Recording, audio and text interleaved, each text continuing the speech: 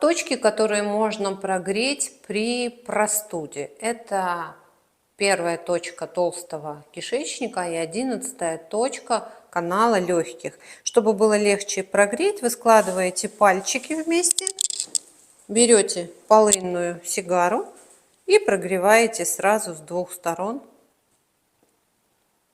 точечки.